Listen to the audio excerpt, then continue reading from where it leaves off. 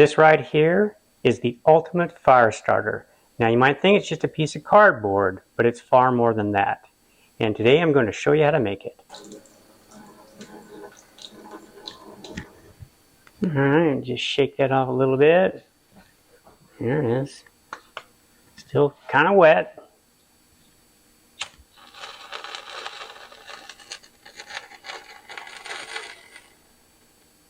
And even when it's soaking wet,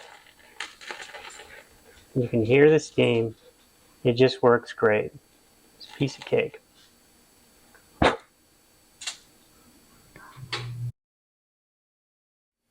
Now this is just a container that a book showed up in from Amazon.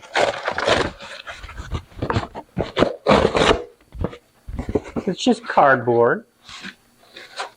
So I've got a nice, I'm going to put them about that long, I guess, something like that. And then you can just cut them into little strips.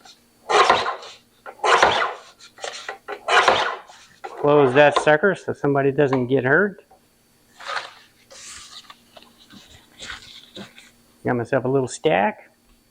The next step is some paraffin wax. Of course, I'll put a link down below. So I just cut some off of here. So I've already cut off just this little chunk right here, and then I just put it over here on the stove. I'll show you. So I got a little cast iron pan, and I put 2 layers of aluminum foil because I don't want any in the pan. And I just put this on low. It does not take very much time at all. Let that warm up a minute. Alrighty, so our paraffin wax is melted. I shut the stove off because we don't need it. Got myself a little plastic fork. And then you just drop it in there. You can do several at a time. It doesn't really matter. And then you can just take some tongs or something and pick it up. And then I drop them over here into the little cooling area. And kind of spread them out a bit in the cooling area. But so that they can, they don't stick together. And then you can do quite a few with just a very small amount of wax. That's a bunch of fires. How many pizzas you can cook.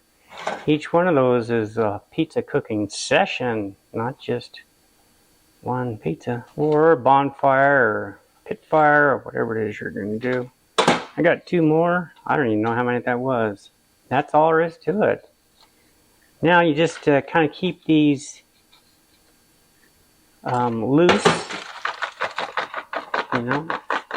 let them cool. It takes about maybe 5 minutes, maybe 10. And then once they're cool, you're ready to go. And then you can just put them in a little bag or box or something, and there you have it. Waterproof, foolproof, cheap, easy, and really effective. Now here's a demonstration of how this works. You only need a few sticks or whatever.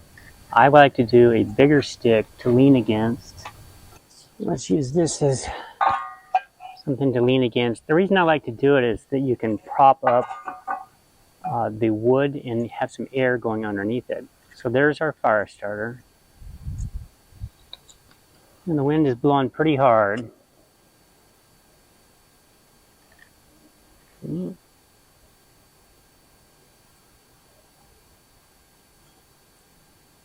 Add that like that.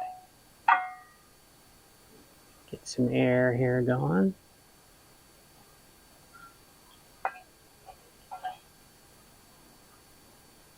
Okay, almost choked it out.